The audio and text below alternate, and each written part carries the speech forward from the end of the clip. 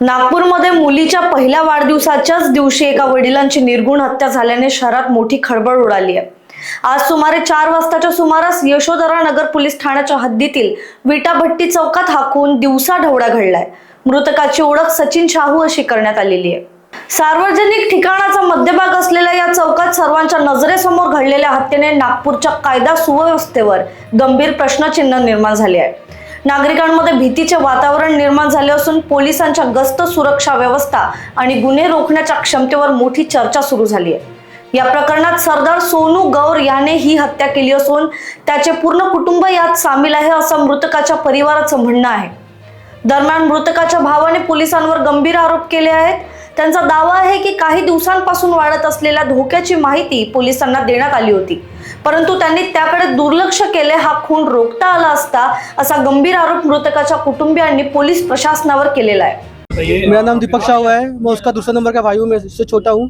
आज से करीबन 1 महीने पहले 31 तारीख को हमारे घर पे उन लोग ने हमला किए थे। और हमला सिर्फ इस बात पे हुआ था, उसका जो लड़का है क्या नाम है, शायद उसका परम नाम है, नहीं बड़ा वाला लड़का अंगद नाम है। वो क्या करता था, नॉनवेज वगैरह खाता था और वो गणेश जी के मंडल में आगे बैठता था और सबको बताता था कि मैं ये खाया। तो वही कुछ ऐसी बात में मेरे भाई ने उसको कुछ बोला था। तो बाद में वो घर गया और घर से अपने पूरे लोगों को लेके आया। उसकी माँ और 2-3 लड़के और सरदार थे, उनको लेके आया। मेरे घर में हमला हुआ, मेरे माँ बाप भाइयों को सबको मारा गया। मैं वहाँ नहीं था तो मैं को कुछ भी नहीं लगा, लेकिन इतना बुरी तरीके से मारा गया था कि जिसकी कोई हद नहीं। ठीक है, यहाँ पे थाने में कंप्लेंट लिखाने आया तो कंप्लेंट नहीं लिए। उसके बाद फिर वो PSI, यहाँ पे PSI है, पाटिल नाम है उसका। उसने क्या बोले, 5000 रुपये दो तो कंप्लेंट लेता, बोले नहीं तो नहीं लेता बोले। मैं बाद में उसको, मेरे भाई ने मेरे को फोन लगाया, मेरे को पूछे, बोले दीपक तेरे पास 5000 रुपये होंगे तो दे दे। ये PSI सर बोल रहे हैं कि अगर 5000 रुपये देंगे तो मैं उसको उठाता, नहीं तो नहीं उठाता करके, मैं कुछ कार्रवाई नहीं करूंगा करके। PSI पाटिल करके है वो पावर ग्रिड चौक में रहता है, इतना भी मेरे को मालूम है। ठीक है, तो क्या बोलते हैं, उसके बाद उसने फिर मैंने बोला मेरे पास अभी नहीं है, मैं कल परसों देखता है। तो फिर मेरे भाई ने उस मैटर को छोड़ दिया और DCP ऑफिस में गए, वहाँ के जरिए कंप्लेंट। ये थानों की वजह, थानों में तो कंप्लेंट हुई नहीं। क्यों नहीं हुई? क्योंकि उनसे अच्छी सेटिंग चलती है पुलिस वालों। क्यों बोलूँगी कि उनके पूरे इलीगल काम है, सब कुछ जानते हैं क्या काम है, पूरे साहू समाज पूरा मोहल्ला जानता है क्या काम है उनका। ठीक है, लेकिन उनके ऊपर कोई थाने वाला, कोई पुलिस वाला कभी कार्रवाई नहीं करता। भीख मिलती है पुलिस वालों को तो कार्रवाई कैसे करेंगे? बस यही एक बात है। और अगर आज न्याय नहीं मिला ना, तो मैं वादा करता हूँ आज के बाद ये एरिया में अगर एक भी इलीगल काम चला ना, मैं पूरे यहाँ के थाने के STC करके रख दूंगा। एक की वीडियो बना के रोज नेट में डालूंगा। मंगो कबाड़ी वालों से मैं ऐसा मांगो, दारू वालों से मांगो, जुए वाले से मांगो, सबसे मांगो। सोनू सरदार ने मार डाले, उनके परिवार वाले ने मारे। बीच में क्या है, गणेश जी का एक सीजन चल रहा था जिस समय, उस समय उनका यहाँ बस्ती के कुछ लावर स्पॉट थे, उधर मचा रहे थे। मैं लड़का गया समझाने के लिए।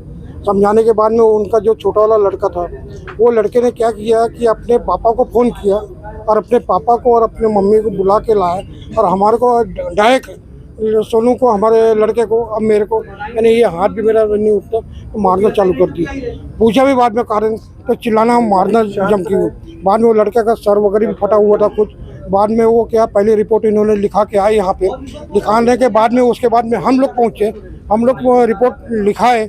मैंने उनको पूछा, बोला जो लड़के ने बताया उनका नाम नहीं। तो पुलिस वाले क्या बोलते, जो राइटर थे, राइटर बोलते कि वो नाबालिग है, नाबालिग को यानी रिपोर्ट नहीं, यानी नाम नहीं लिखा जाता। तो मतलब ठीक है, बोला मत लिखो नाम इसमें। तो बाद में क्या हुआ कि यानी मैंने इनको ये बोला कि भाई जो अपना अभी हमला हुआ, दोबारा हमला ना हो। तो पुलिस वालों को यही बोला, देखो हमारे परिवार को सिक्योरिटी दो।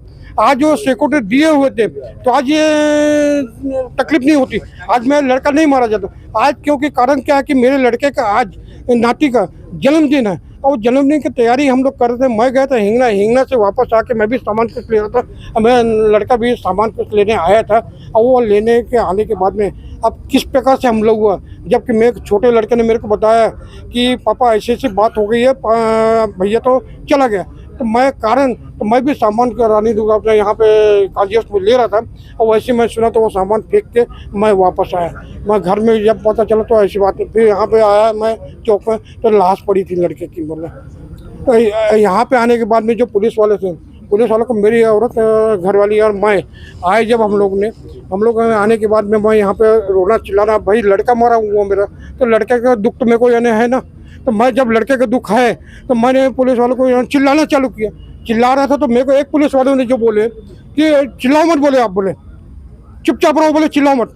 तो वो पुलिस वाले को, यानी उनको मालूम है कि कौन सा पुलिस वाला है। मैं तो नाम नहीं जानता, कुछ भी नहीं जानता, लेकिन एक उन्होंने देखा और उनके सामने की बात है, जबकि यानी उनको बोल रहा कि यानी क्या वो पूरा गौर परिवार यानी सोनू सरदार, सबके नाम लो ना।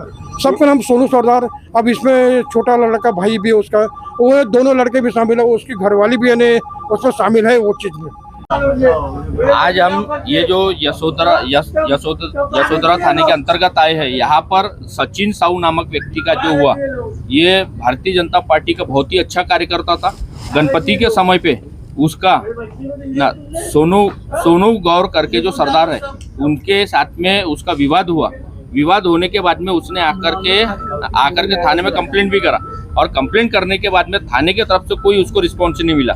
फिर वो कहते ना डीसीपी ऑफिस गया, सीपी ऑफिस गया। वहां पर जाने के बाद में वो लोगों का आपस में बैठ करके समझौता वगैरह सब चीजें हुआ।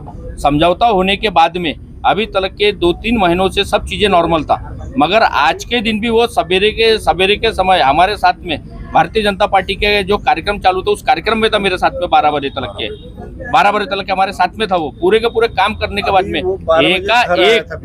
एकाएक करते ना पीछे से किसने आकर के वार करा, वही चीज अभी तक के समझ में नहीं आ रही है।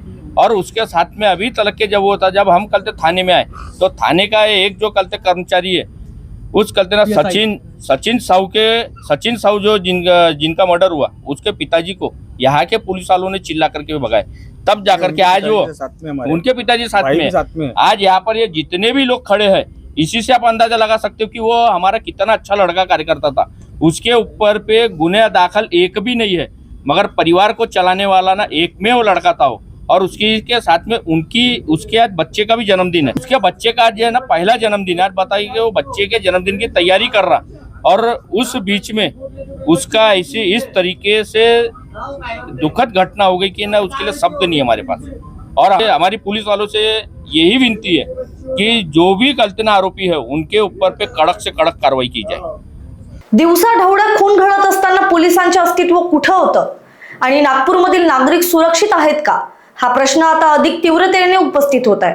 या घटनाक्रमामुळे नागपूर पोलिसांच्या कार्यक्षमता आणि प्रतिसाद व्यवस्थेवर पुन्हा एकदा मोठी शंका निर्माण झालेली आहे। रिपोर्ट विशाल बांबडवार, लोकवाहिनी मीडिया, नागपूर।